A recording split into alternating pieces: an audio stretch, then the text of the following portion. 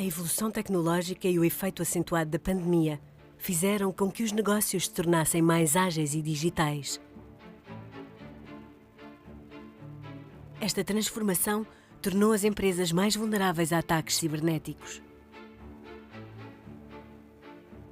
A digitalização acelerada e o aumento da conectividade com outros sistemas expôs as organizações a riscos de cibersegurança para os quais não estavam preparadas.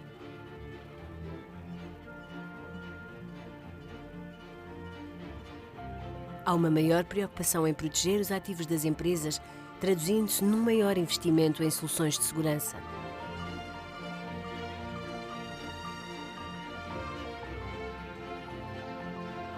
A indústria é um alvo preferencial, uma vez que fica mais exposta com o acréscimo de dispositivos conectados à internet e superfícies de ataque.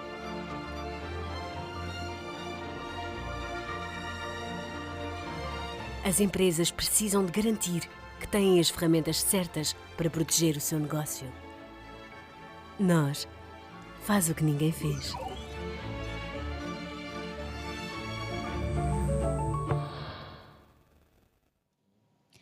Para abordar o tema da cibersegurança e resiliência empresarial, chamamos ao palco Paulo Almeida, arquiteto de sistemas da Cisco, que nos explicará como é que o setor está a proteger-se do cibercrime. Uma salva de palmas. Obrigado.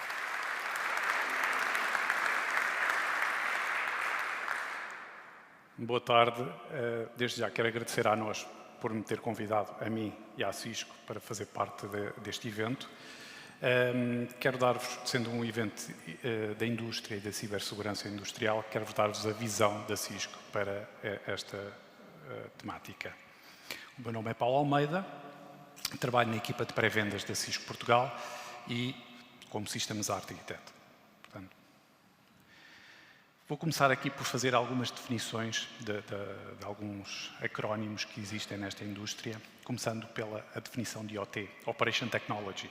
Citando aqui a Gartner, OT é todo o hardware e software que detecta e provoca uma mudança através da monitorização e controle dos equipamentos, assets e processos industriais. Ou seja, o OT é tudo que tem a ver com processos de mudança de estados físicos. Continuando aqui também, definindo o IoT, é também um chavão utilizado, o Internet of Things. Normalmente, aos dias de hoje, é utilizado como definição de qualquer equipamento de utilização não humana, com acesso à internet, mas na realidade o IoT é a tecnologia que nos permite um acesso, uma conexão fácil e normalmente de baixo custo dos dispositivos à internet. Temos também outro chavão, que é o IIoT, não é uma gralha, é realmente IIoT, que corresponde às tecnologias de IoT dedicadas à indústria, Industrial IoT. Temos também o OT, como falamos há pouco, que são os controle de dispositivos do mundo físico, e depois a componente de ICS, Industrial Control Systems, que são os sistemas que orquestram os processos industriais através dos dispositivos de OT e IoT. Ok. Falamos da digitalização. O nosso mundo está a mudar. Cada vez temos uma necessidade maior de processos, de conectividade à internet, as conexões rápidas, e a indústria não é uma exceção. Portanto, a indústria também está a passar por um processo de digitização. O que é que isto provoca? Provoca uma mudança de como trabalhamos na indústria. Temos novos desafios, novos requisitos. Os equipamentos industriais passam a depender das comunicações ininterruptas entre o mundo OT, IT e Cloud. Ficamos dependentes da resiliência, fiabilidade e disponibilidade da rede. Com esta mudança para o mundo híbrido, em que vamos necessitar de acessos remotos, há uma necessidade de proteger os dispositivos. E aqui entra a palavra de cibersegurança, uma coisa que normalmente não era falada no mundo industrial. Portanto, introduzimos aqui uma nova realidade no mundo industrial. E vamos pedir ao IT a componente de Information Technology, a componente dedicada às redes, normalmente dedicada às redes empresariais, Enterprise, para ajudar o mundo do OT a gerir e securizar as redes industriais. Portanto, esta digitalização vai-nos trazer uma outra realidade. Temos aqui um desafio, que é a visibilidade do que existe na rede industrial. As redes industriais normalmente eram redes estanques, que tinham dispositivos que não tinham conectividade à rede e agora passaram a ser ligados à rede. E o que é que acontece? Nós não temos visibilidade desses dispositivos. Esses dispositivos não sabemos o que é que eles estão a fazer, não sabemos quais os padrões de comunicação e este é o grande desafio quando ligamos a rede OT ao mundo, que é identificar os assets e os padrões de comunicação. Essa visibilidade vai nos permitir melhorar o troubleshooting e resolver problemas de configuração, vai nos permitir melhorar a resiliência e a performance da rede, vai nos permitir detectar eventos de intrusão e de tráfego malicioso, assim como controlar os acessos remotos.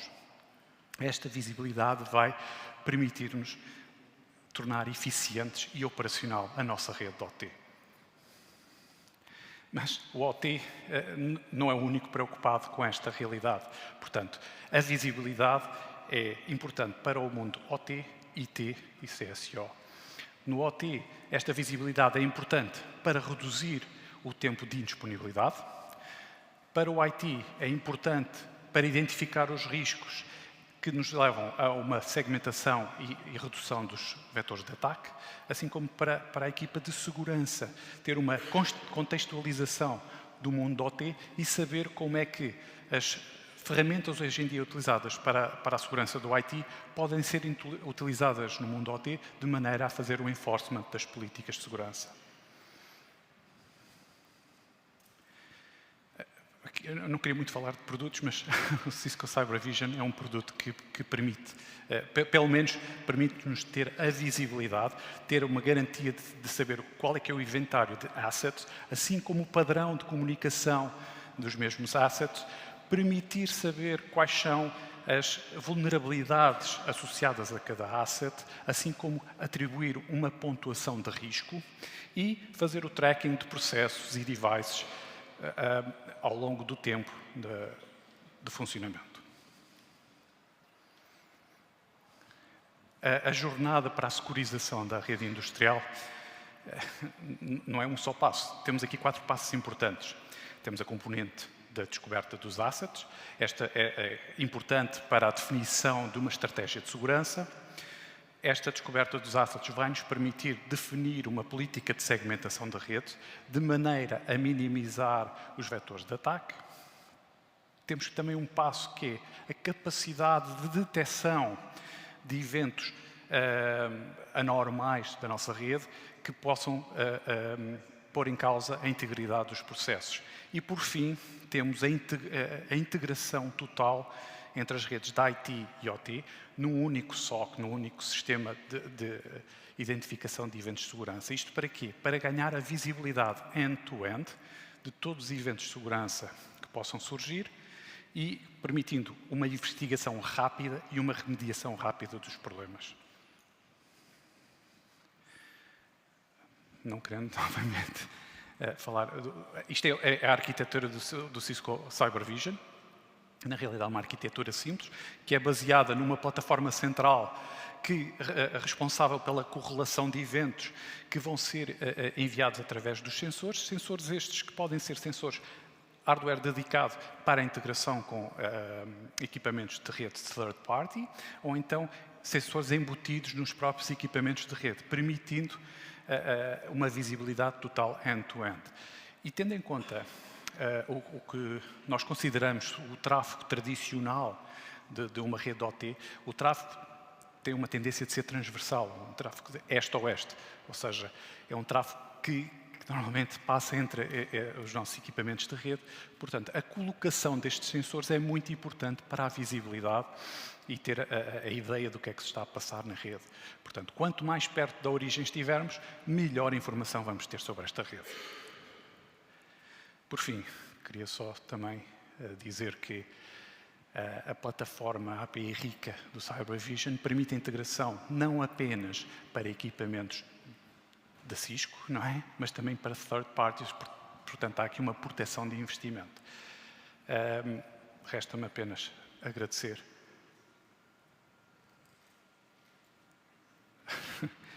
O seguinte slide é só a despedida, portanto obrigado pelo tempo que tiveram e pelo tempo despendido.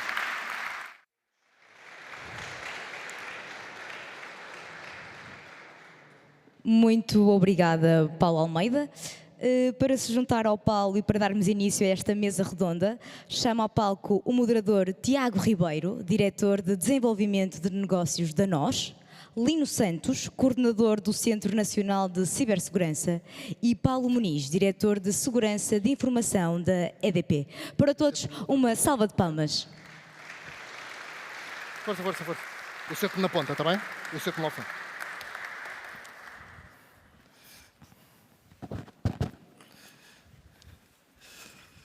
Ora bem, antes de mais, boa tarde, bem-vindos. Se concordarem, começava por apresentar os meus colegas de painel, portanto, o Lino, como responsável pelo Centro Nacional de Cibersegurança, acredito que tem hoje aqui uma visão muito interessante do ponto de vista de, enfim, melhores práticas, uma base de conhecimento que achamos que faça sentido, de alguma forma, ser disseminada pelo mercado, trazer para as organizações, etc. O Paulo Muniz, visão de grande organização, de quem sente estes desafios na pele. E o Paulo Almeida, que já se apresentou e fez a keynote inicial, a visão de um player tecnológico. E, portanto, eu, sinceramente, estou bastante entusiasmado com este painel, porque parece-me que temos aqui visões bastante complementares. Ora bem, cibersegurança e resiliência empresarial. Um tema, enfim, por onde começar, não é? Portanto, eu diria que cibersegurança é um hot topic, portanto, está claramente na ordem do dia, em parte por razões menos boas, portanto, por alguns incidentes high profile que, de alguma forma, tornaram o tema claramente mais quente, mas também, diria eu, por outras razões que não têm nada a ver com razões ad hoc. Portanto, estamos a falar de novas tecnologias que são introduzidas, nomeadamente IoTs, cloud, etc., como o Paulo até já referiu, que obviamente trazem desafios adicionais. Estamos a falar também, no sentido positivo, de uma maturidade crescente, especialmente das grandes organizações, que permitem discutir este tipo de tema com maior profundidade, mas, por outro lado, também de uma visão, diria eu, do ponto de vista de regulação e de melhores práticas, que gradualmente mais clara, que vai nos ajudar a todos a criar aqui referenciais de melhores práticas que, em última instância, criam aqui uma dinâmica positiva e de subida de fasquia neste tipo de temática. E, portanto, se calhar pegando neste mote muito rápido, gostava de só fazer aqui uma ronda pelos meus colegas, só para partilhassem um bocadinho a sua visão, e se calhar começava aqui por Tilino, sobre como é que vês os desafios da cibersegurança, enfim, no sentido lato, mas depois, em concreto, como é que verias os desafios específicos no contexto de cibersegurança e resiliência no contexto industrial? Muito boa tarde a todos. Antes de mais, queria agradecer a nós o convite para estar aqui presente. É um gosto. De uma forma lá, o desafio é muito grande. O trabalho que temos pela frente de todos, porque a cibersegurança é uma responsabilidade partilhada, é imenso. Temos uma necessidade de digitalização nas nossas organizações e, em particular, nas vossas organizações, na indústria. Por um lado, e por um outro temos um déficit de talento que nos coloca alguns desafios para a implementação plena dessa transição digital. Portanto, de uma forma muito geral, este é o grande desafio que temos para a área da cibersegurança. Do ponto de vista específico, e deixando aqui espaço para os meus colegas também, eu colocava apenas a tónica em dois pontos. Um deles e ambos associados a estes processos de transição digital. Um deles tem que ver com os sistemas legacy e a cibersegurança de sistemas legacy. Portanto, é um desafio acrescido, portanto, um conjunto de sistemas para os quais já não existe um acompanhamento pelo lado do fabricante e que são usados digamos, e bem usados pelas vossas organizações e são essenciais para a produção. E, por outro, dentro do contexto de transição digital, uma consciencialização da tomada de decisão dentro destes processos de digitalização. Portanto, já falamos aqui de um processo de digitalização, pode, se quisermos tipificar, pode ir do mais simples, que é a primeira ligação à internet da organização, até mais complexo, como já foi aqui referido, a digitalização de chão de fábrica ou automação. Portanto, cada um destes processos introduz um conjunto de novas vulnerabilidades. Portanto, quanto a isso não haja dúvidas, aumentamos a superfície de ataque e temos, e podemos até tipificar, que novas vulnerabilidades é que são introduzidas por cada um destes tipos de processos de inovação digital. E o desafio está na tomada de decisão, na vossa tomada de decisão, no momento em que decidem eu vou realizar este processo de transição digital, não apenas olhar para os ganhos de eficácia e de eficiência que este processo vai trazer, que são óbvios, mas olhar para a cadeia das vulnerabilidades e das medidas que têm que ser implementadas para mitigar essas vulnerabilidades e colocá-las no plano de negócio à cabeça.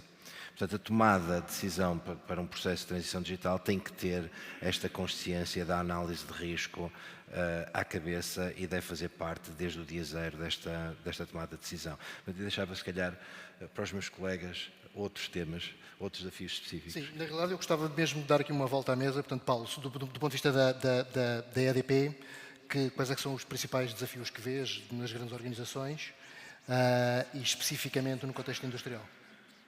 Algumas destas empresas que acabam por ter estes sistemas OT têm uma particularidade muito grande, ou seja, elas acabam por ter sistemas OT que controlam coisas que, imagine, são infraestruturas críticas e serviços essenciais. E é aqui onde nós nos inserimos, não somos os únicos, obviamente, as comunicações também são serviços essenciais, as águas, não há muito tempo ouvimos tentativas de ataque a sistemas, portanto, que controlam o abastecimento de populações nos Estados Unidos, também em Israel, e o que imaginaremos se conseguissem introduzir um nível desequilibrado de químicos na água e o que aconteceria à população que está jusante. Ou seja, qual é aqui a questão? A questão é que dentro destas empresas, a nossa preocupação vai além dos nossos clientes. Vai além das pessoas que realmente transacionam connosco o negócio. A nossa preocupação é uma preocupação social. Em última instância, nós contribuímos para o desiderato da defesa da nação e da Europa e dos nossos valores democratas.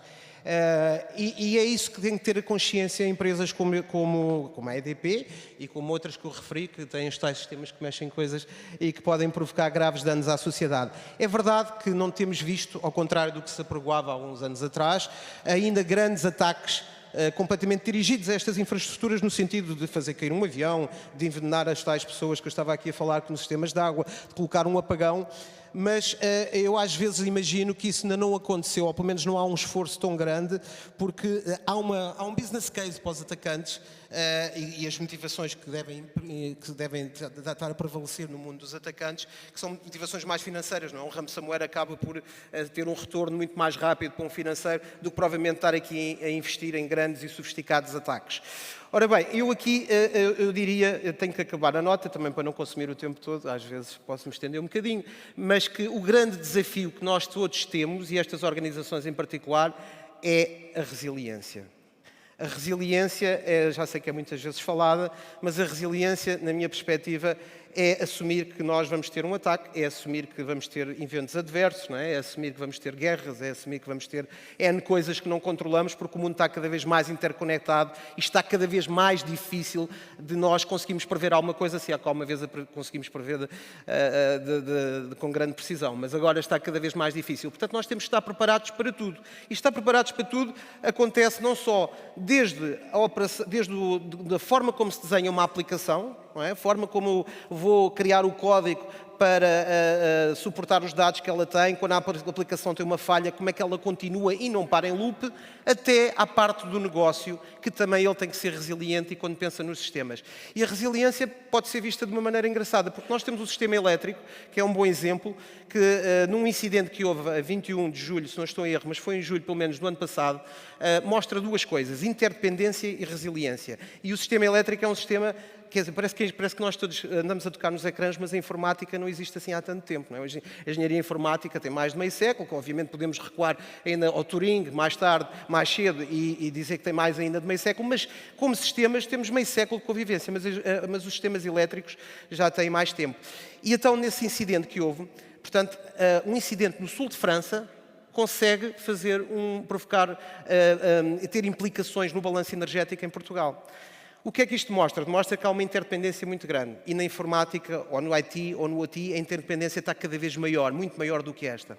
E também demonstra uma coisa, é que conseguimos deslastrar carga. Basicamente o sistema elétrico é assim, nós precisamos estar, é como se estivéssemos a pedalar e temos que manter 50 pedaladas por minuto, por segundo. E não interessa se a rampa inclina para cima ou para baixo, temos que sempre manter este ritmo.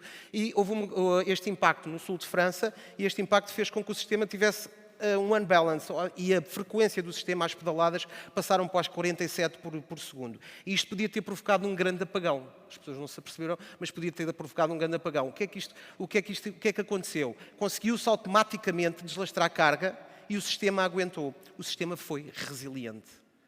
We need to bring this to the systems. Ou seja, nós temos que trazer esta ideia para a forma como construímos sistemas e pensar a resiliência integrada de cima a baixo no negócio. Portanto, desde os serviços até à forma como nós construímos aplicações. Portanto, eu penso que este será um grande desafio para nós. Não falei da indústria, não é? Para a próxima. Não. Ok.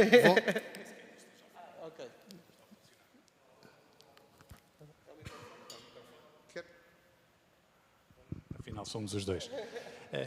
Eu só queria completar aqui um tema que acho que é importante e que temos vindo, nós como fabricante, temos vindo, que é a grande dificuldade são os silos.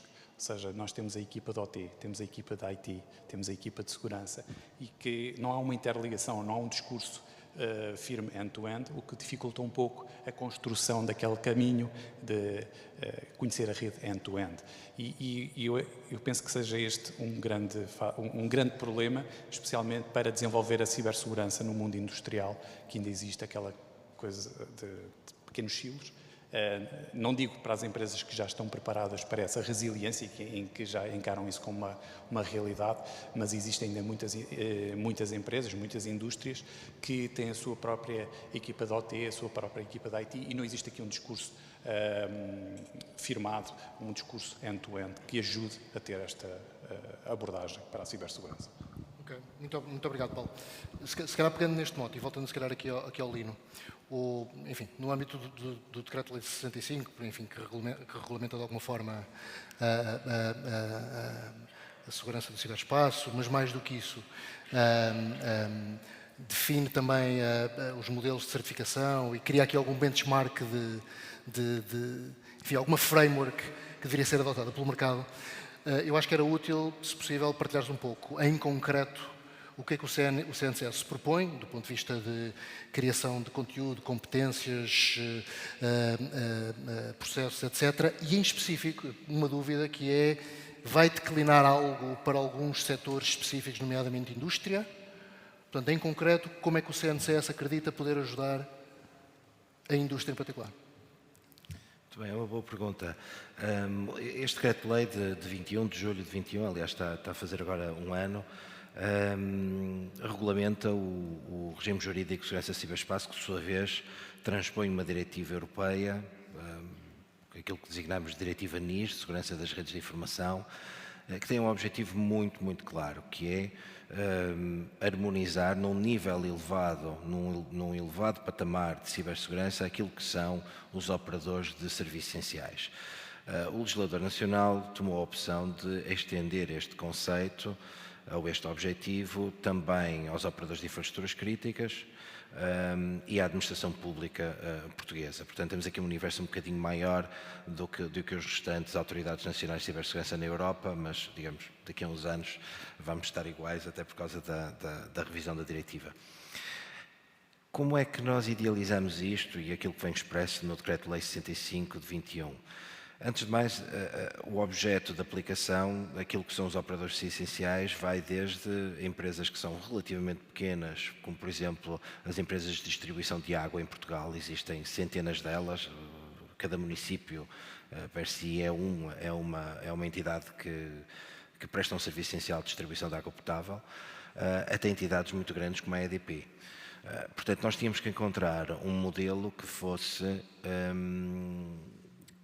aplicável a estas duas realidades distintas. Então, a forma como nós idealizamos foi definir um conjunto de medidas que, na realidade, estivessem associadas a um ciclo de gestão de segurança da informação à la ISO 27001. Ou seja, o que nós solicitamos às organizações, independentemente do seu tamanho, independentemente do seu setor de atividade, é que apliquem um conjunto de medidas de cibersegurança retiradas de um catálogo que foi criado pelo Centro Nacional de Cibersegurança, o que nós designamos de Quadro Nacional de Referência em Cibersegurança, mas numa abordagem baseada no risco. E esta abordagem baseada no risco é que define que medidas é que têm que ser implementadas. Ou seja, com certeza a empresa pública, a empresa municipal de distribuição de água potável tem problemas e tem riscos diferentes de uma EDP. E também as medidas que são necessárias para elevar este nível, ou melhor, para mitigar estes riscos, serão menores numa empresa de menor dimensão e com uma menor exposição, uma menor superfície de ataque, do que numa empresa muito grande com uma grande superfície de ataque. Portanto, o que nós montamos foi um esquema de gestão da segurança da informação com uma abordagem baseada no risco. Ou seja, todos os operadores essenciais, e eles estão perfeitamente identificados, são 540 em Portugal, estão obrigados a anualmente fazer uma análise de risco e estão obrigados a implementar as medidas deste Quadro Nacional de Referência em Cibersegurança para mitigar esses mesmos riscos. Para ajudar este processo, o Centro Nacional de Cibersegurança tem duas estratégias. Uma delas é na requalificação de quadros. Tal como disse, um dos grandes desafios é todos nós conseguirmos fazer isto com os recursos que temos, ou pelo menos com o débito, que é muito pouco, das universidades para gerar massa cinzenta nesta área. Portanto, não há outra hipótese senão requalificarmos quadros que as organizações ou as empresas tenham hoje nos seus quadros. E para isso temos um grande projeto financiado pelo PRR para a criação de um programa nacional de formação avançada nesta área da cibersegurança, a Sea Academy, que se propõe até o primeiro trimestre de 2026 formar 10 mil especialistas nesta área. Ou seja, o que é que nós esperamos? Esperamos que vocês, indústria, que vocês, operadores de serviços essenciais, olhem para as medidas de segurança que precisam de aplicar após terem realizado a análise de risco e escolham de um portfólio de cursos aqueles que ajudam a vossa organização a implementar essas mesmas medidas. Podemos recorrer ao outsourcing para fazer uma boa parte disto, para fazer a operacionalização disto, mas precisamos ter know-how dentro da casa para fazer isto da forma correta. Portanto, um dos instrumentos que temos preparados é este de formar quadros capazes de implementar este ciclo de gestão de segurança da informação. A segunda componente é a certificação, como foi referida. Ou seja, por conforto, isto não era necessário, digamos, o que o Decreto-Lei 65, ou melhor, o que o regime jurídico de segurança do ciberespaço prevê é um regime de supervisão em cima deste modelo, ou seja, o Centro Nacional de Cibersegurança, numa base periódica, vai às vossas organizações verificar se as medidas a que estão obrigadas estão efetivamente a ser implementadas. Mas por conforto das organizações, nós estamos, e aliás está em consulta pública no nosso site neste preciso momento, até, salvo erro, meados de julho, um esquema de certificação de conformidade com o Quadro Nacional de Referência em Cibersegurança. Ou seja, aquilo que nós aconselhamos é que as vossas organizações completem este ciclo de gestão, ou seja, realizem a análise de risco, identifiquem as medidas que precisam de implementar, implementem estas medidas e depois se candidatem a ter uma certificação num de 3 níveis, básico, substancial ou elevado, de conformidade com o quadro. Isto dá um conforto à organização que tenha um cumprimento legal em dia. Está muito claro, Lino. Obrigado. Se calhar pegando neste tema e passando aqui para o Paulo. O Paulo, em concreto, que governance, que estrutura, que organização é que a EDP montou? Admito que bebendo também das mesmas frameworks, da mesma base de conhecimento, mas o que é que a EDP montou para endereçar estes desafios crescentes? Então, é assim, aqui eu vou pegar muito aqui nas últimas palavras aqui do Paulo, já que fiz o mesmo menino há bocado, porque ele falou de um outro aspecto muito interessante, que é uma realidade que se vive muito nestas organizações, tem o IT e o OT, que são os chamados silos, que já nos esforçamos, felizmente, há muito tempo para quebrar, mas as organizações, portanto, deste género, portanto, e isto tem tudo a ver com o governo, não é? Portanto, do IT e do OT, eu diria que há uns tempos, se fôssemos recuar há uns 10 anos atrás, há uma década atrás, ao falar com os indivíduos do OT, que são os engenheiros mais hard, que mexem mais nas coisas com dimensão, não sei o quê, diziam que os indivíduos do IT não sabiam nada do que estavam a falar, aquilo é só computadores e não sei o que mais. Depois íamos falar com os do IT e a história era mais ou menos a mesma, só que de forma inversa, não é? Portanto, e isto criava estes silos e esta clivagem que era muito difícil de fazer entender que o ciberrisco é um ciberrisco, é de todos e é global e é across all the organization. Ora bem, o que é que nós trabalhamos muito de uma forma federada, não? Ou seja, há uma área central, portanto, na qual estou atualmente responsável, e essa área central, portanto, tem também as operações em termos de IT, ok? Ou seja, quando eu digo operações, questão de identidades e acessos,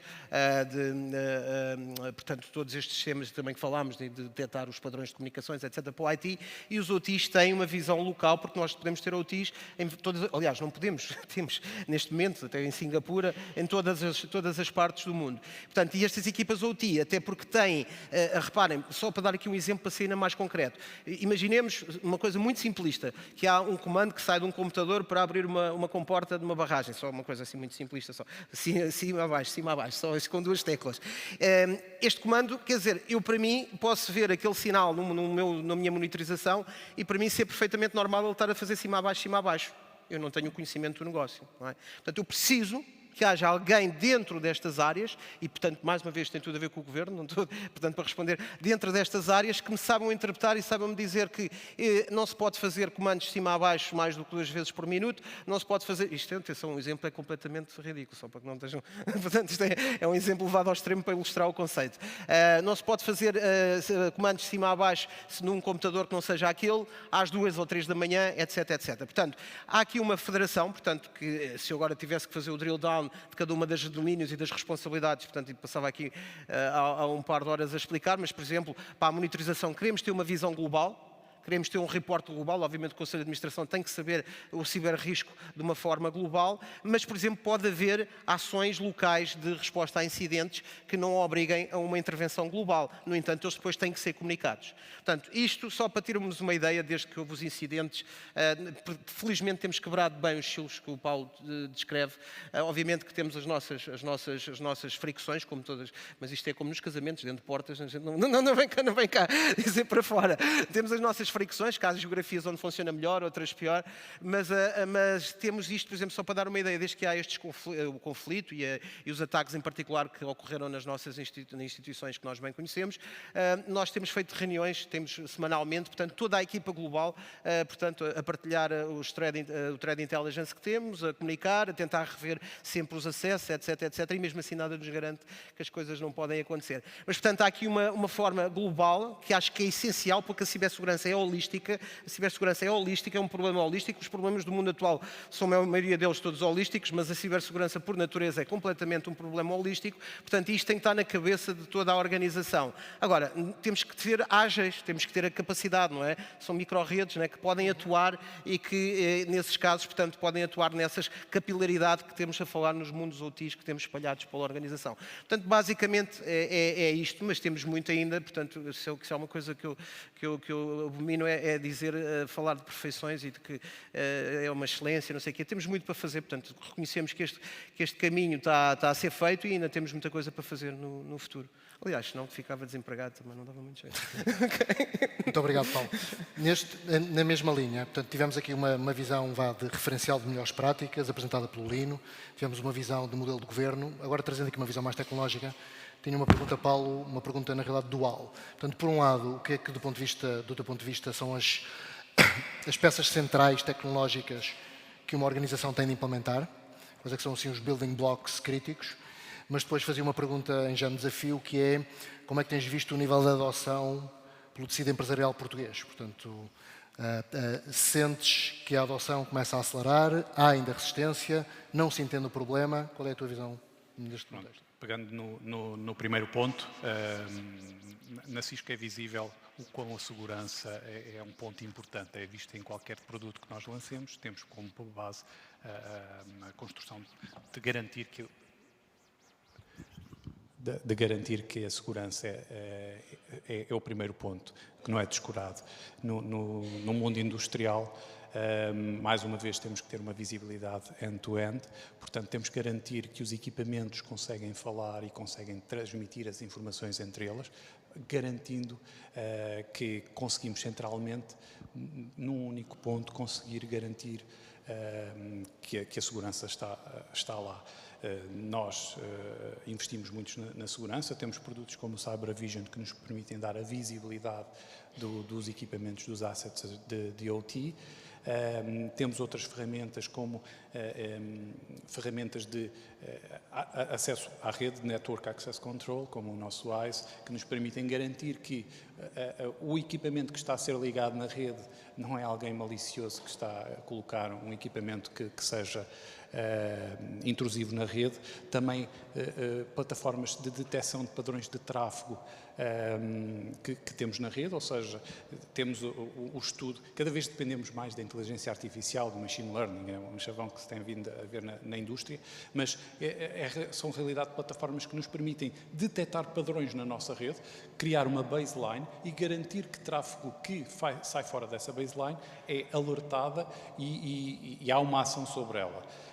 Quando falamos no mundo industrial, essas ações temos de ter sempre um controlo maior, porque não podemos desligar um sensor só porque sim. Portanto, existe sempre aqui uma componente humana, e essa componente humana está na visualização de eventos. E também temos que garantir que esses humanos não são bombardeados com informação, que muita informação, por vezes, é má informação, porque começa a ser descurada, e então aí temos plataformas que vão correlacionar eventos, plataformas que irão receber informações da firewall, informações da rede, informações do CyberVision, do ICE, e garantir que numa única plataforma temos essa informação, falando novamente, o SecureX no caso da Cisco, garantimos que temos um ponto único, localizado, que ajuda ao bom comportamento da rede.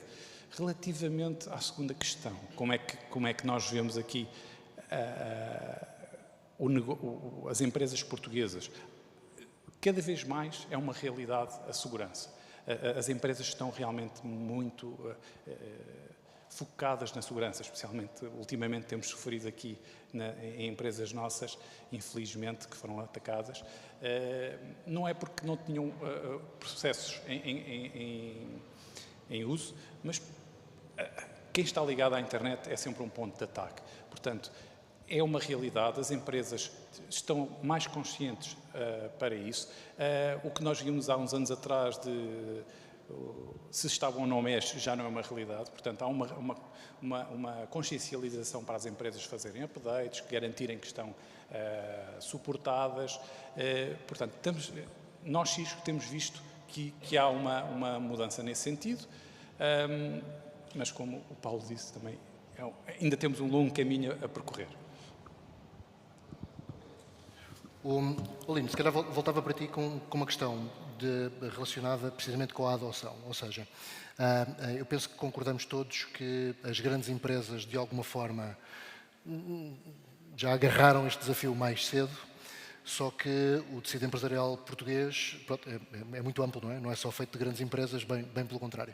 Portanto, vês o CNCS a ter também um papel, por exemplo, o CNCS lançou há relativamente pouco tempo a Aliança para a Cibersegurança, vês a Aliança como uma possível alavanca e um veículo de evangelização, ou outros mecanismos que aparecerão no curto prazo?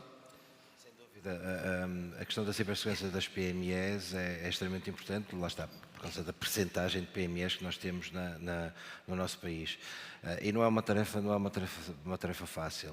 Há um conjunto de mitos que nós temos que quebrar para conseguir penetrar nesse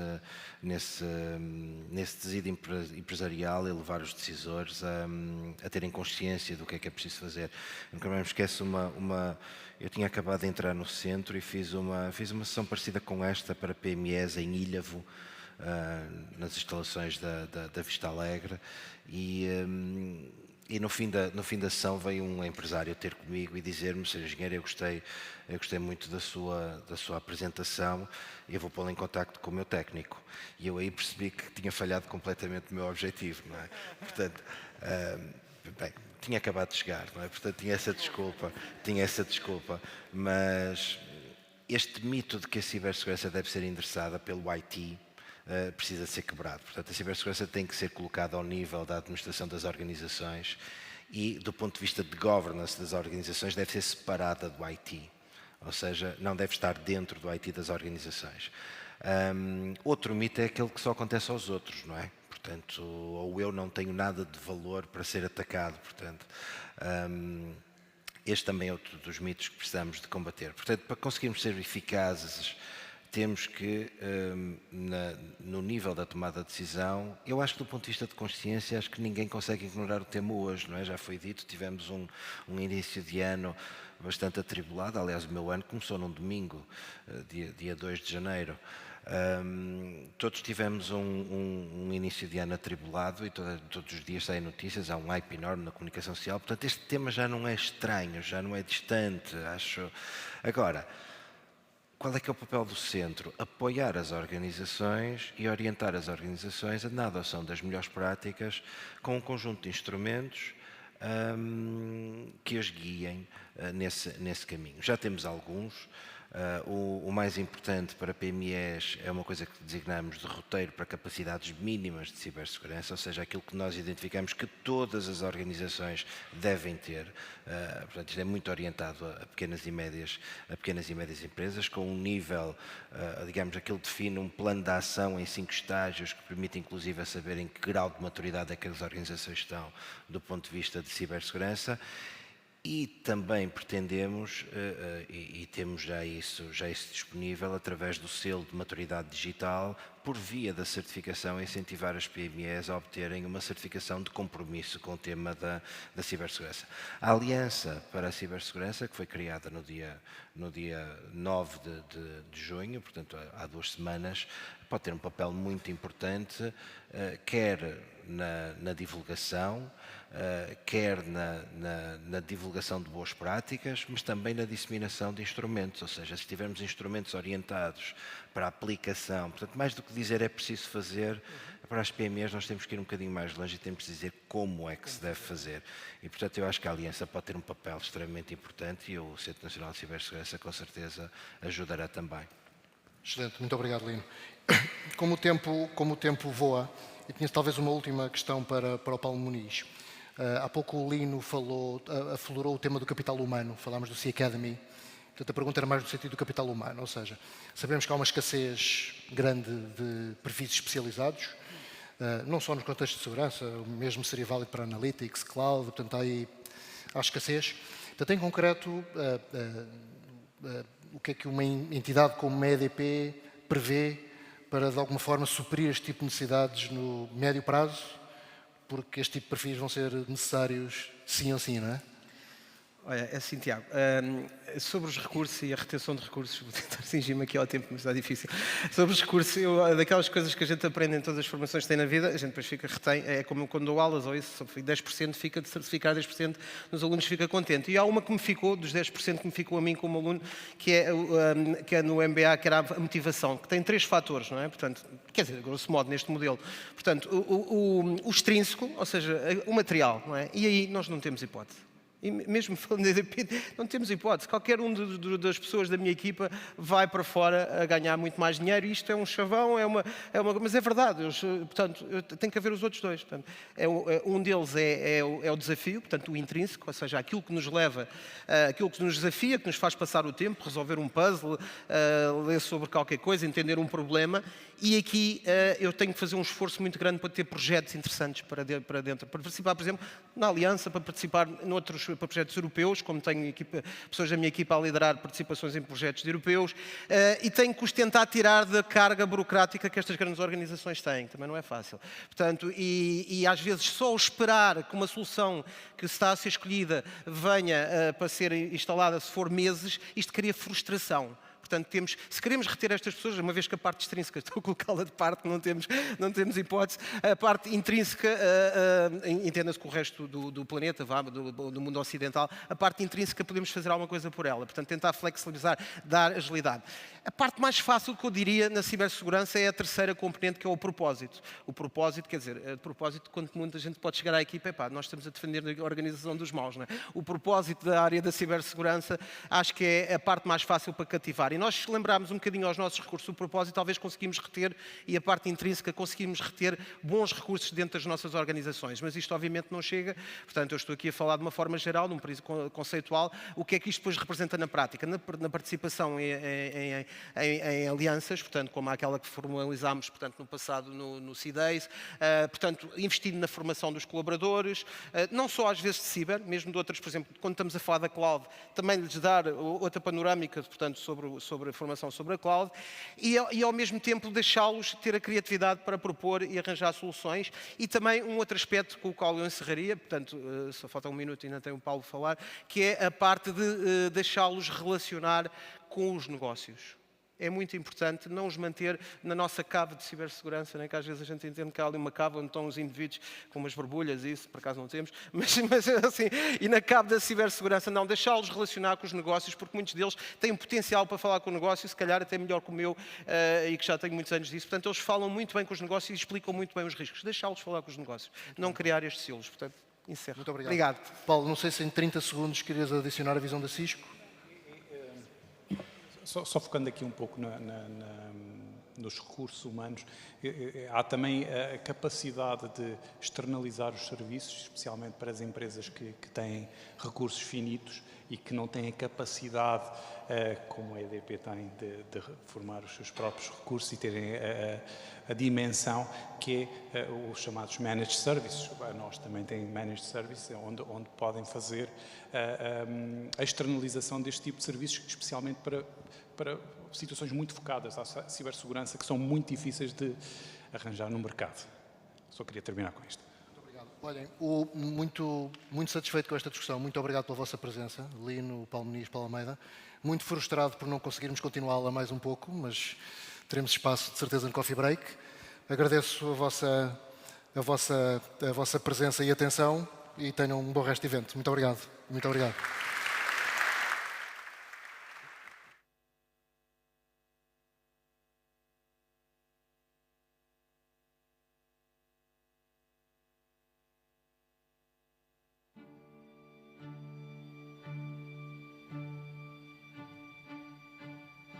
A indústria está a transformar-se.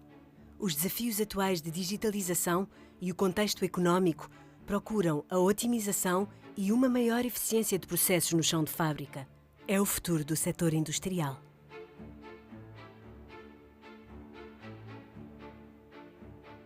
A Internet das Coisas, IoT, inteligência artificial, migração para a cloud e analytics são os pilares da digitalização.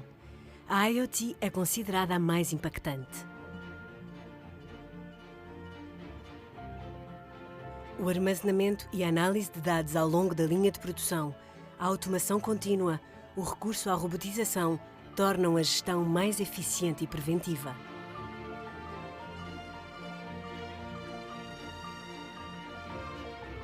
A digitalização é a porta para a redução de custos, mas também para a incorporação dos fatores ESG.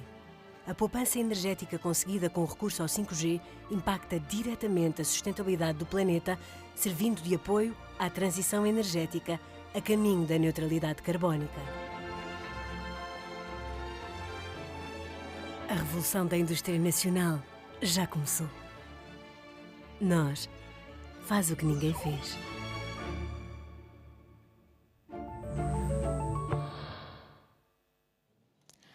A indústria está a transformar-se.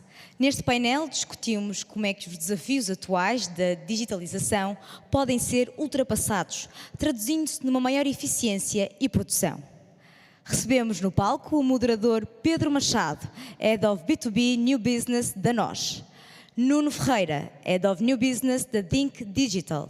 José Carlos Pires, Senior Partner do Kaizen. E Diogo Lopes, Operations Manager da Small Compal. Para todos, uma salva de palmas. Fiquem na ponta. Fique, pois. Obrigado.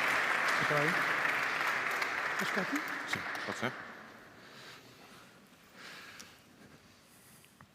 Está a funcionar? Está, fantástico. Muito bem. Muito boa tarde a todos e muito bem-vindos a este painel sobre a transformação e a digitalização do chão de fábrica, que quer que seja pela desmaterialização dos processos, quer seja pela sensorização para depois permitir uma otimização da produção, quer seja no final do dia também pelo uso do Analytics para maximizar estes mesmos resultados, são a base daquilo que já falámos hoje e que muitas vezes chamamos de indústria 4.0. Este conceito que já todos nós conhecemos, que já todos nós sabemos que tem resultados muito comprovados e muito relevantes naquilo que é a competitividade das empresas e da indústria, apesar disso, tem uma implementação em Portugal, eu diria no contexto nacional, muito aquém das expectativas. Para discutir exatamente esta temática, temos aqui hoje três perspectivas muito distintas. Do lado da tecnologia, Nuno Ferreira, da Think Digital, do lado do negócio ou do setor, Diogo Lopes, da Sumocompal, e do lado da consultoria, José Carlos Pires, do Instituto Kaizen. E aos três, desde já, muito bem-vindos, muito obrigado por aceitarem este convite para estarem aqui a participar na discussão. Nuno, eu se calhar começava por ti pela tecnologia. Quando falamos destes projetos, falamos sempre de um stack tecnológico muito abrangente, desde os sensores, equipamentos, eletrónica, até à camada aplicacional, passando naturalmente pelas comunicações, pela cloud, por um conjunto de serviços, pelo Analytics. Qual é que é, na tua visão, a maturidade tecnológica atual? Qual é que acreditas que foi ou foram as principais evoluções nos últimos anos e, caso aplicável, quais é que são aquilo que tu acreditas as principais barreiras que ainda persistem? Antes de mais, boa tarde e obrigado pelo convite. Eu diria que, mais do que tudo, e até no seguimento do último painel, o tema da maturidade está muito associado à questão da robustez. Não é? E a robustez na indústria normalmente é muito associada à robustez mecânica. Não é? A indústria tem que ser dura, tem que funcionar, tem que aguentar. E hoje, quando começamos a pensar em digitalização e em ligação das máquinas à nuvem, passo o chavão, levantamos outras questões de robustez, não é? A maturidade. É a maturidade do ponto de vista do software que corre dentro das gateways, como a maturidade dos mecanismos de comunicação, e tudo isto depois tem a ver com a questão, bate novamente no tema da cibersegurança, mas acima de tudo da forma como nós fazemos as coisas. Eu diria que, por um lado, e a resposta direta que é se estamos hoje com maturidade no âmbito de IoT na indústria 4.0, eu diria que sim, se for bem feito. E porquê é que eu digo que se for bem feito? Um dos grandes problemas, e hoje vimos aqui um painel com grandes empresas, realmente há toda uma sensibilização e uma infraestrutura pensada para o âmbito da cibersegurança, do IoT, mas grande parte do tecido industrial não tem essas pessoas por trás, e a tendência natural é ir à loja de lado, comprar uma gateway, ligá-la à rede, montar o Wi-Fi e para funcionar. Não é? Isso expõe toda a infraestrutura que, por natureza, não está pensada para estar ligada à nuvem. Repara, anos e anos a infraestrutura industrial estava ligada por cabos numa rede completamente isolada.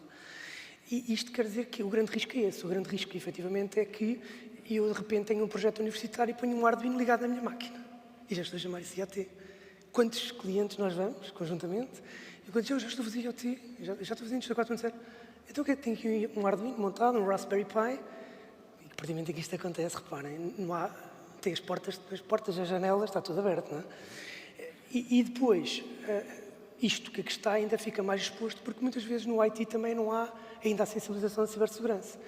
Não só agora há o problema de poderem os computadores ser atacados, como as próprias máquinas da linha par. Isto até é um risco para aquilo que é o tecido industrial, pode parar, não é?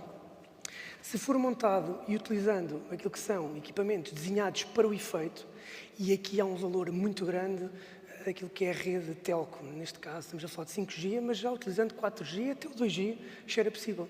É preciso perceber que um operador de telecomunicações, por natureza, é um ambiente mais seguro que a generalidade das organizações.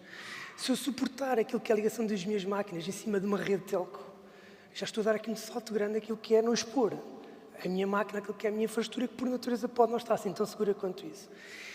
E por isso, essa maturidade, se for dada através de equipamentos que são desenhados, validados e assegurados por um operador e que suporta-se uma rede de um operador de telecomunicações.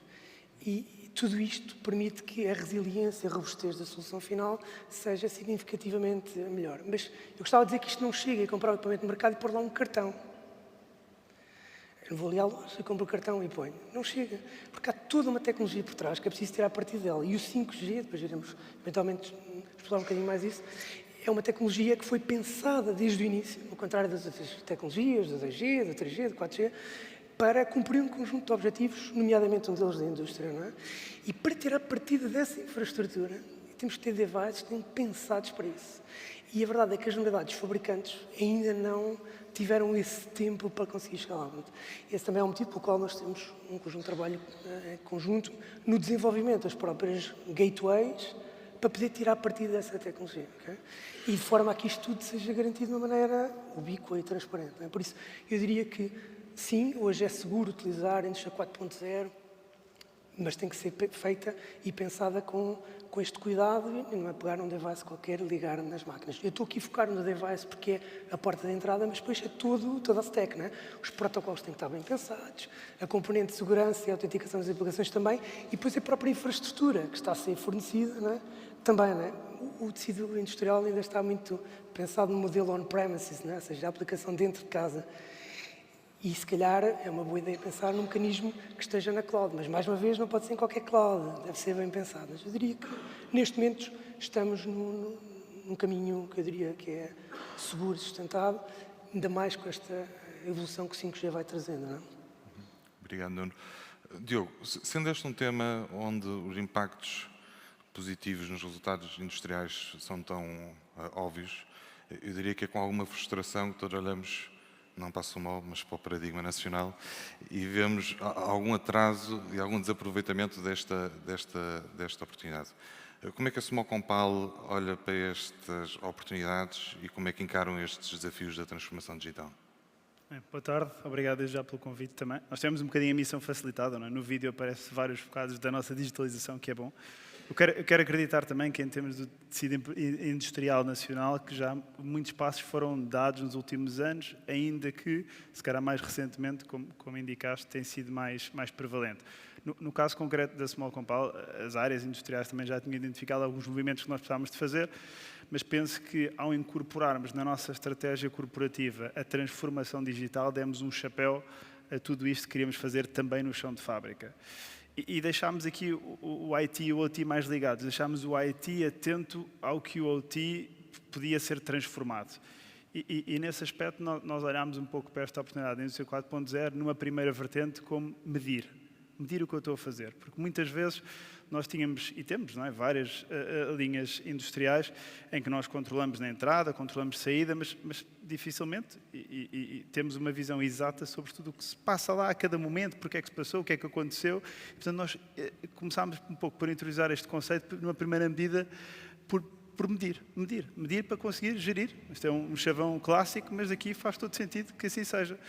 E, portanto, nós estamos a tentar tirar proveito e tocando aqui no 5G exatamente dessa medição, ou seja, o facto de eu poder e ter, normalmente, linhas e projetos industriais que durante muito tempo se calhar tiveram na gaveta porque a forma como eu tinha de os digitalizar, de criar esta informação, esta inteligência na fábrica era difícil de viabilizar. Tinha um capital investido muito elevado, nem sempre era claro o retorno, não é? Até porque sempre que libertamos eficiências, temos que saber depois onde é que vamos colocar essas eficiências. Não ficam só, não estou a dizer pessoas sem trabalho, mas ficam pessoas que têm que ser realocadas para poder realmente ganhar essa eficiência. Então, o que nós procurámos essencialmente fazer foi exatamente ir atrás da tecnologia 5G e do desafio que também nos foi colocado para viabilizar projetos industriais que sem esta tecnologia não seria possível, porque, exatamente, vamos imaginar o que a tecnologia 5G nos deu neste caso foi, por exemplo, permitir que nós conseguíssemos ligar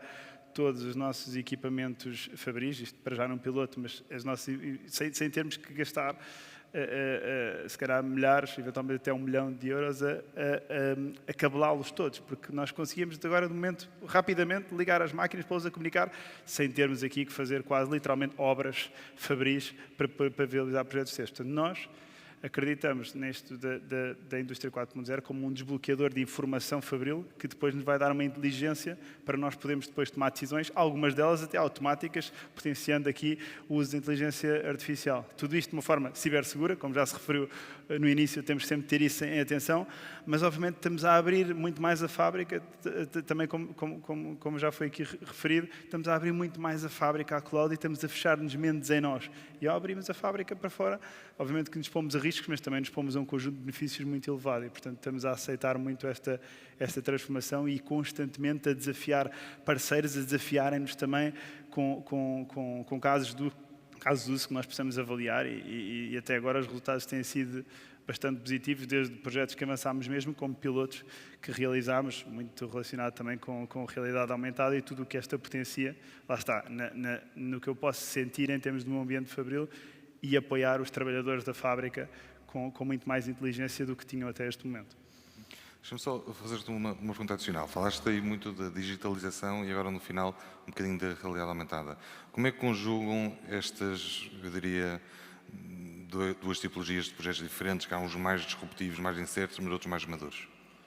Acho que tem sido mais fácil, por um lado, avançar com os menos disruptivos, porque o business case, ou seja, é mais imediato. Ou seja, no nosso caso em concreto, um dos primeiros que decidimos avançar foi exatamente pela eficiência operacional das linhas, portanto, precisávamos de indicadores, o OE, para quem está mais por dentro aqui dos termos técnicos, e, portanto, esse é mais visível, ou seja, nós também aqui com o apoio aqui do Instituto Kaizen conseguimos, à partida, medir o potencial benefício de implementação de aquela tecnologia e percebemos, isto com o 5G é um projeto altamente viável e, portanto, algo que nos parecia brutalmente arriscado no início de ir por uma tecnologia destas inovadora, pensámos, isto vai ter custos muito maiores, de certeza que vai ser inviável para o nosso negócio. Quando fomos ver, não, realmente era a tecnologia que viabilizava por via de simplificação das comunicações, essencialmente. Os projetos mais relacionados com a realidade aumentada, nós fizemos pilotos muito interessantes, e dando um exemplo concreto, por exemplo, em termos de manutenção fabril, e eu poder ter alguém, e já se falou aqui hoje em dia, hoje também no que é o déficit de competências e pessoas que vamos ter para tratar estes temas.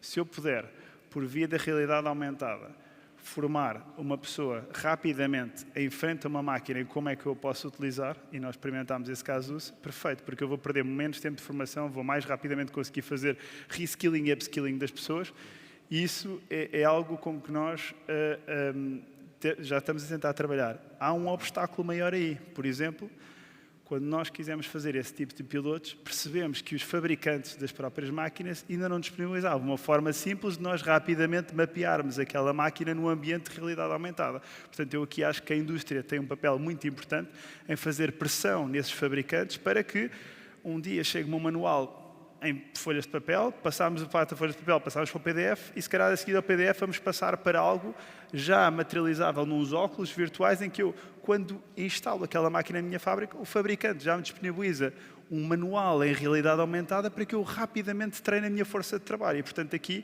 e tudo isto, lá está, isto funciona. Aqui há uns tempos atrás os trabalhadores acabavam de ficar um pouco mal dispostos quando andavam à volta. Com o 5G, a vantagem que tem aqui é que este conceito de má disposição, de perda de percepção sensorial e de onde eu estou, reduz-se bastante e, portanto, torna tudo isto muito viável. Mas lá está, tem que haver esta pressão, senão o custo de eu implementar uma coisa dessas é muito elevado e varia muito de fabricante para fabricante. É pesado eu incorporar estes manuais, até mesmo manutenção fabril, nestes equipamentos de realidade aumentada, com recurso a óculos ou outros. Portanto, e daí ser mais complicado poder avançar para esses fatos. A indústria, eventualmente, ainda não está preparada para. Zé Carlos, eu diria que a indústria atravessa hoje um ambiente muito desafiante, com todos os custos energéticos, mas também com o aumento dos custos das matérias-primas. O Kaizen tem uma vasta experiência de conseguir trazer, eu diria até mesmo impactos disruptivos, quer nas operações, quer como consequência no negócio. Como é que vês este contexto e este paradigma atual da indústria portuguesa e qual é que é o papel que vês na tecnologia para endereçar estes desafios? Obrigado pelo convite que nos fizeram para participar neste painel. O que é que nós acreditamos? Nós sempre trabalhamos nestas vertentes de qualidade, custo, serviço, na parte das operações. A digitalização e a automatização das operações, aquilo que nos trouxeram foi, de facto, mais rapidez, portanto, mais materialização, tenho, digamos, lead times mais curtos, consigo cumprir, digamos, com timings mais rapidamente. Nós, no passado, tínhamos, de facto, uma grande dificuldade em tudo aquilo que era automatização, porque a automatização era cara e, de facto, o payback que nós podíamos ter, digamos, era mais baixo. Ao dia de hoje, isto encontrou-se um bocadinho, portanto, temos os nossos salários cada vez a subirem mais, não é que sejam, digamos, muito altos em relação à média europeia, mas têm vindo a subir. Portanto, o business case já começa a ser mais claro e mais fácil. E depois estes sistemas todos que estamos aqui a falar ajudam-nos também, digamos, bastante, tudo aquilo que são os temas de consumos, tudo aquilo que são os temas da matéria-prima, portanto, a energia que nós temos. Nós, no Kaizen, aquilo que temos vindo a trabalhar e a aprofundar cada vez mais, estamos na parte do Analytics. Quando antes fazíamos alguns projetos com menos profundidade, hoje em dia, ao dia de hoje, fazemos projetos com mais profundidade. Ou seja, eu se tenho um produto alimentar que passa numa linha e que tem que sair com determinada umidade, com determinada quantidade de matéria-prima, com uma determinada receita, antes era-me difícil ter esses outputs todos a nível daquilo que eram o produto e muitas vezes eu errava naquilo que era. Errava não, mas gastava mais, ou gastava mais água, ou punha menos água, digamos, no produto e o produto ia mais produto para o meu cliente. E ao dia de hoje conseguimos ser mais profundos naquilo que é a análise e depois as contramedidas que vamos ter para melhorar, digamos, estes pontos. Por isso, a digitalização, desse ponto de vista, vem-nos trazer mais accuracy, digamos assim, naquilo que são as medidas a serem implementadas. Isso ajuda-nos bastante. Para dar aqui um bocadinho uma história, eu, pai, há 15, 16 anos, uma metalomecânica, estava a trabalhar numa linha, a fazer um SMED, a fazer, ou seja, um trabalho a nível do changeover da máquina, se é que alguns daqui conhecem isto. E nós, na altura, o grande objetivo era melhorar a eficiência em 10 pontos percentuais. E na altura, um dos objetivos era reduzir o tempo de mudança. E de facto, ao final de 2, 3 semanas, conseguimos reduzir o tempo de mudança em mais de 50%. E isso ia ter esse impacto de 10 pontos percentuais. Mas ao final de 3, 4, 5 semanas, nós tínhamos reduzido o tempo de mudança, portanto, estávamos a ver lá o indicador que estava escrito, era um conta-palito à mão, não é? Estava lá colocado. Mas a eficiência não tinha subido 10 pontos percentuais, tinha subido 6, 7 pontos percentuais. E nós não percebemos porquê. Nós estávamos tão focados em fazer a melhoria, e montámos um grupo de melhoria contínuo para aquilo, e o operador sabia exatamente disso, os operadores sabiam exatamente disso, que chegou a determinada altura, isto tem que mudar em 12 minutos, então, quer dizer, se demorar 13, eu vou meter 12 na mesma, não é? Portanto, e acontecia-nos isto com alguma frequência, e por isso não estávamos a ganhar aquilo que era a eficiência que queríamos ganhar. E pronto, depois também tivemos que atuar novamente no tempo de mudança e noutros pontos. Agora, aquilo que é o grande desafio e nós chegamos a algumas indústrias e vemos isto, nós vemos muitas vezes realidades que são, por exemplo, AGVs que foram montados e que são demasiadamente redundantes, não têm payback de 10, 20 anos, eu disse 10 para ajudar, normalmente é mais alto. E não olhamos para a operação e não pensamos em simplificá-la antes de automatizá-la. E vemos robôs a tirarem de uma máquina para colocarem uma palete e depois, entretanto, essa palete é transportada de um lado para o outro e tirando, digamos, dessa mesma palete e colocando noutra operação, quando muitas vezes podíamos integrar estas operações. E eu acho que nós muitas vezes podíamos olhar, digamos, para aquilo que é a operação de uma ponta à outra, não é? E pensar como é que nós podemos, primeiro que tudo, simplificar e digitalizar e automatizar, e aí o CAPEX certamente vai ser menor e o payback vai ser muito melhor e o business case vai ser muito melhor. Há bocado falavas da importância de ter equipamentos customizados. O Diogo também falava da importância de eu poder colocar a sensorização para recolher dados de chão de fábrica onde fosse mais útil. Mas a verdade é que, por muito que possamos aprender dos projetos passados, cada projeto traz desafios novos, traz realidades concretas que necessitam, eu diria quase sempre, de uma inevitável customização àquele cenário em específico. Como é que se trabalha desta forma, muito project-based, mantendo ao mesmo tempo agilidade na abordagem a estes desafios? Efetivamente, é um tema relevante. Normalmente um projeto, aliás, eu vou tirar atrás um bocadinho, que é porque é que o tecido industrial hoje não tem 30% das empresas não têm um MES montado. E, acima de tudo, o principal motivo é o custo. E a questão é, porquê é que é o custo? O custo normalmente é, por um lado, o custo humano de ter que montar toda aquela infraestrutura, por isso o timing, conforme estavas a falar, não é? Por exemplo, montar um MES durante 2 anos tem que ter uma equipa inteira lá alocada, vai custar várias centenas de milhares de euros. E depois um problema que estávamos aqui a referir, que é a infraestrutura, não é? Tens que ligar as máquinas, uma unidade industrial, basicamente, na maior parte dos casos, são ilhas, as máquinas têm toda a informação, mas são ilhas, estão completamente isolados, e para ir lá buscar os dados, temos 2 problemas. Por um lado, a heterogeneidade das máquinas, porque raras são as organizações que têm máquinas de toda a geração e do mesmo fabricante. Normalmente têm máquinas de várias gerações e de vários fabricantes. Aliás, nós tivemos em clientes que tinham prensas da Primeira Guerra Mundial. Não é? E depois, por outro lado, fazer chegar lá a conectividade parece uma coisa simples, não é? Porque nós estamos habituados no escritório, em todo lado, ao Wi-Fi. No ambiente industrial, isto não é verdade. Não é? Fazer chegar lá o Wi-Fi levanta, e para além dos problemas da cibersegurança, já falámos, mas levanta problemas imensos, rádio, reflexões, e fazer chegar um cabo. Também não é fácil, porque o cabo não é passar no chão. Ele tem que passar numa calha, e a calha está a 7 metros de altura, é preciso uma plataforma elevatória. O custo operacional de fazer chegar lá um cabo é largamente superior ao custo de uma gateway. E aqui, por um lado, a componente da rede móvel e com o 5G traz-nos uma flexibilidade e uma dinâmica que nos permite acelerar a velocidade com que a gente consegue entregar um projeto. Não é? E isso começa, por um lado, porque nós utilizamos a infraestrutura móvel em vez de ter que andar a passar cabos, e também, por outro lado, e porque a infraestrutura móvel é muito mais resiliente, e também é importante ter essa noção, a infraestrutura móvel é muito mais resiliente do ponto de vista rádio do que o Wi-Fi. Há sítios onde o Wi-Fi se calhar não funciona muito bem, e a rede móvel lá é impecável. Não é? E isto retira-nos aqui vários problemas, várias barreiras. E depois uma coisa muito interessante, reparem, e se me permitirem dar o exemplo da Small Compound, porque acho que é um excelente exemplo, vimos aqui no vídeo, nós montámos uma linha toda, não é? Que é a linha de vidro. Num dia, infraestruturámos as máquinas todas. Uma linha que tem cerca de 10 máquinas, foram infraestruturadas, foram conectadas, vamos chamar-lhe assim, num dia. Também não vos vou mentir que houve trabalho de preparação, porque as máquinas têm que ser preparadas, como devem imaginar, as gateways não chegam lá e não ligam aos cabos, tem que haver alguma preparação antes, feita pelas equipas técnicas, mas foi montado um dia. Quem conhece a indústria sabe que isto não é fácil de ser feito, não é?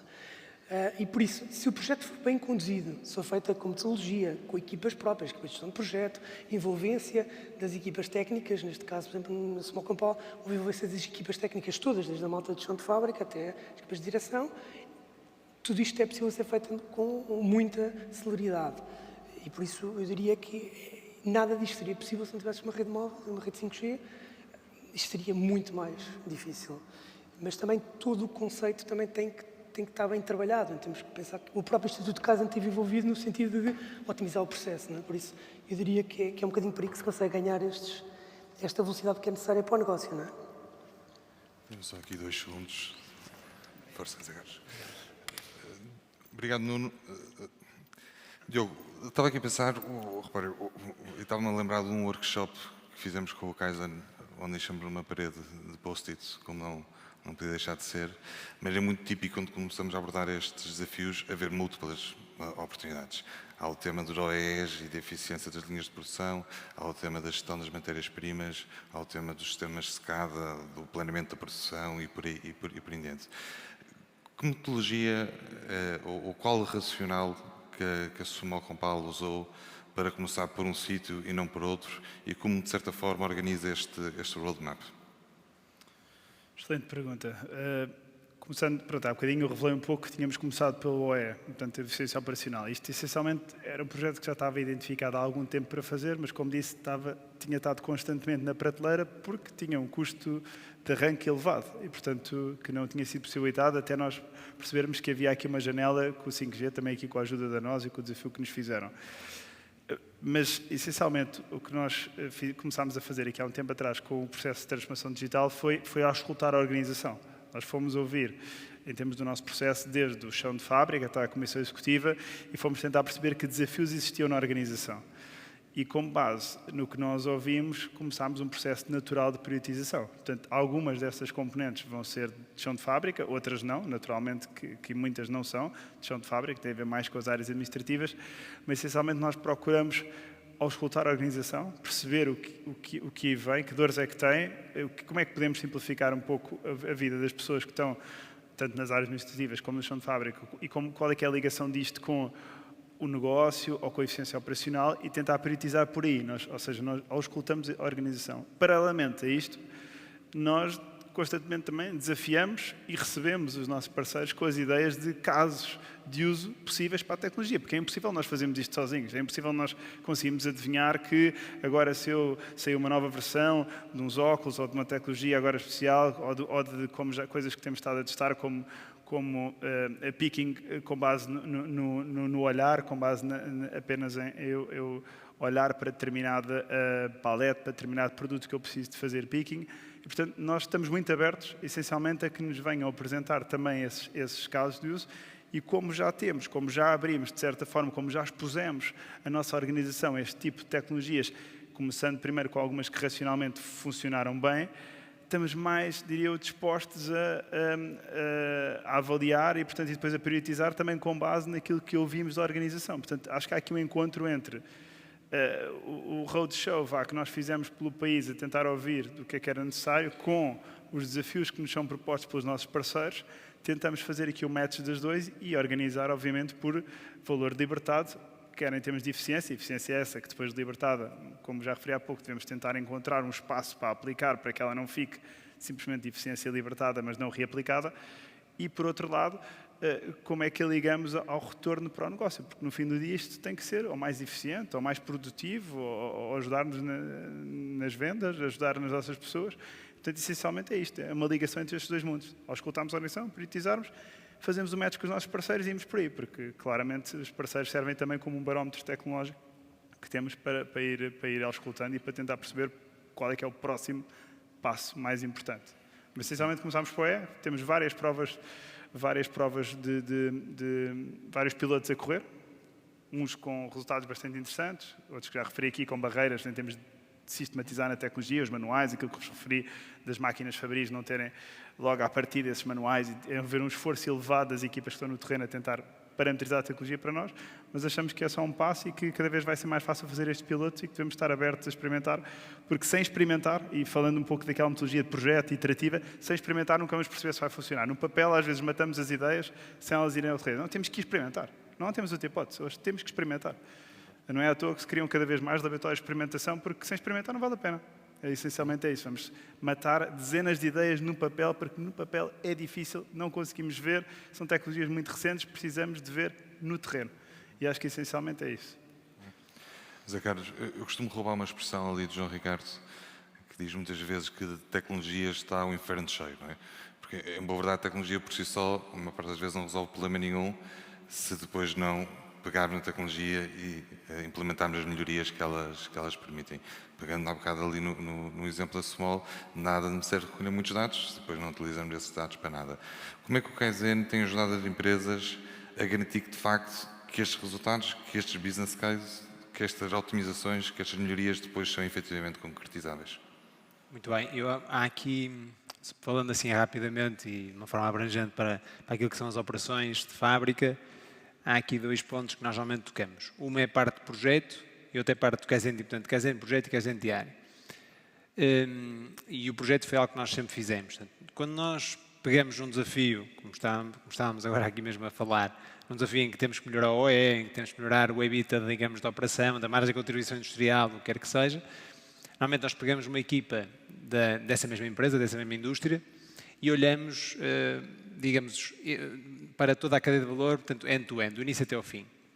E pegamos essa mesma equipa, que tem elementos normalmente multidisciplinares, não é? Estamos a falar de produção, engenharia, produto, logística, planeamento, qualidade. Portanto, temos estas vertentes todas, estas perspectivas todas dentro naquilo que é o projeto que é lançado.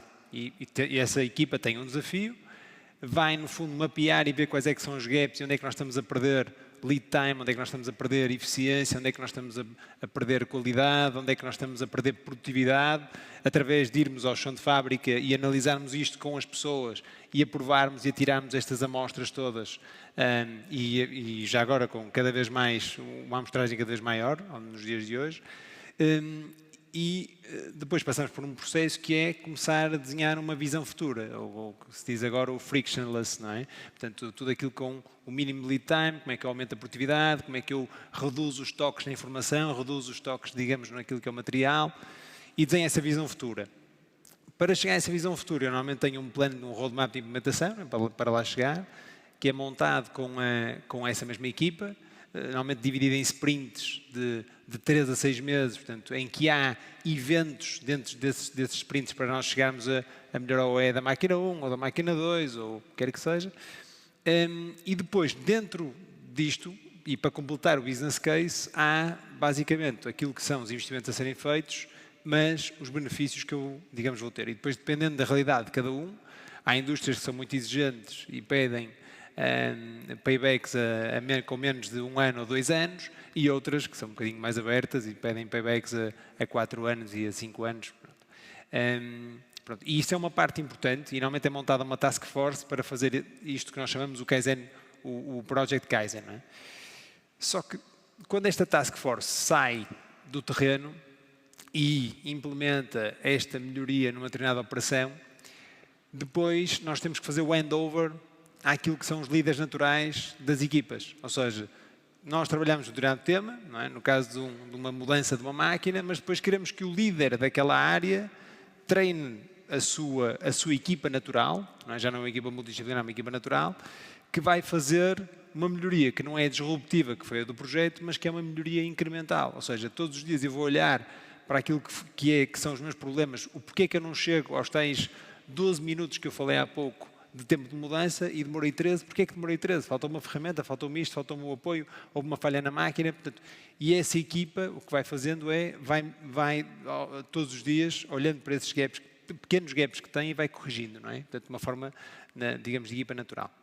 Portanto, e nós, com isto, temos a parte do projeto, não é? Para melhorias disruptivas, e sempre, por exemplo, no caso do projeto, nós cada vez mais usamos, por exemplo, parceiros para desenvolver as soluções, e muitas vezes temos ali algumas provas de conceito que também têm que ser desenhadas e feitas naquele momento.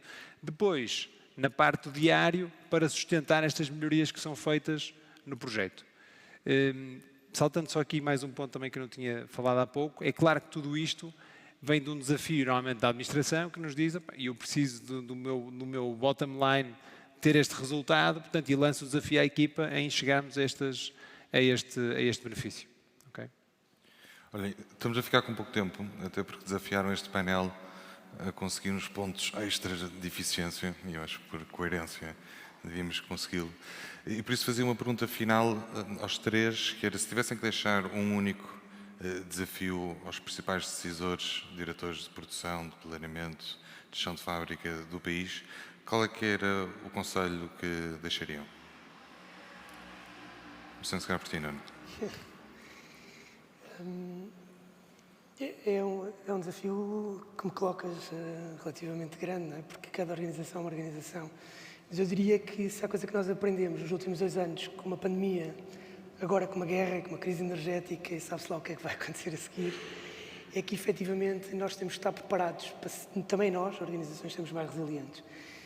E eu diria que se já era, hoje é incontornável que isso passe por implementar tecnologia nas nossas organizações para podermos fazer as coisas de maneira mais eficiente, mais eficaz até, e também termos mais informação para podermos decidir melhor e prever acontecimentos futuros. Não é?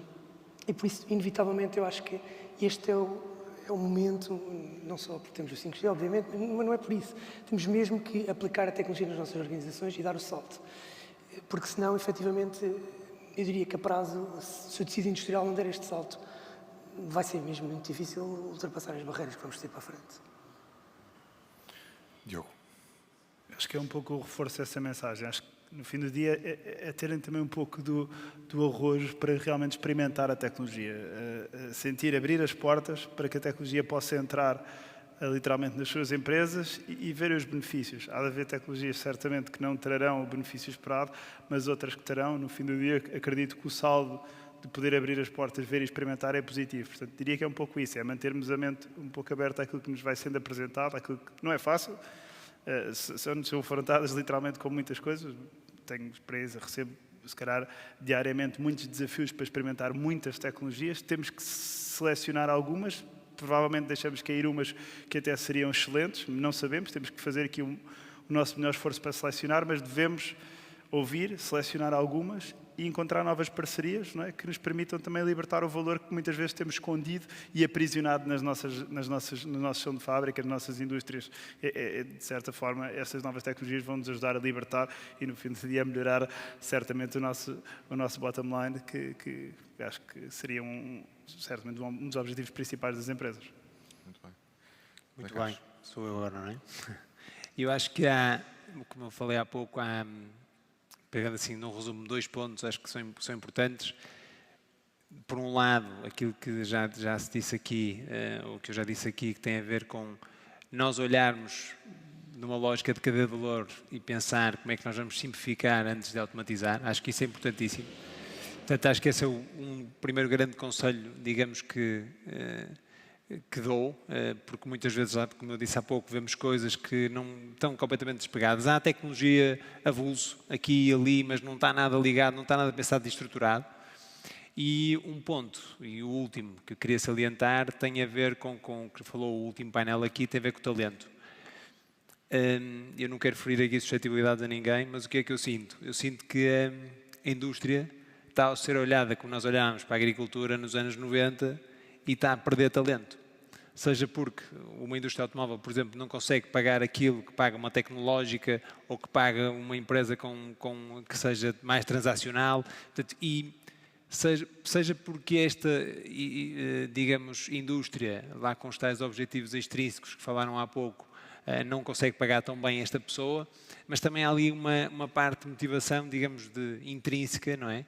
Que tem a ver com os desafios que são lançados. E muitas vezes eu estou na indústria a fazer aquilo que faço, e não estou a falar aqui de nenhuma em concreto, mas estou a falar, digamos, no geral, aquilo que faço há muitos anos e não tenho esses desafios de passar, por exemplo, ao digital. E eu acho que esta parte do desafio de passarmos para o digital, para a automatização, de percebermos como é que nós conseguimos reduzir a mão de obra diferenciada que existe nas nossas organizações, para podermos pagar mais àquela que é a mão de obra diferenciada, acho que vai ser um desafio que nós devíamos ter para conseguirmos reter também este talento dentro de portas.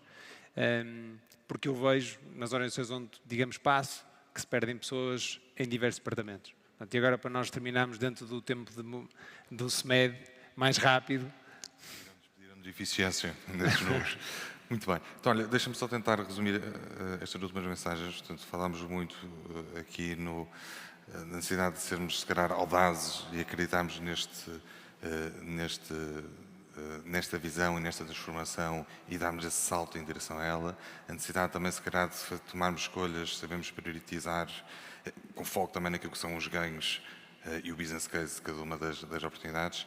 E depois, por fim, corrige-me se não conseguir resumir bem, mas esta necessidade não só de vermos as coisas integradas e de como é que elas se integram, e depois também o foco especial no talento e nas pessoas. Olhem, aos três, muitíssimo obrigado. Para mim foi uma conversa super interessante e a todos aqui, muito obrigado também pela vossa atenção. Espero que tenha sido tão interessante como foi seguramente para mim. Muito obrigado.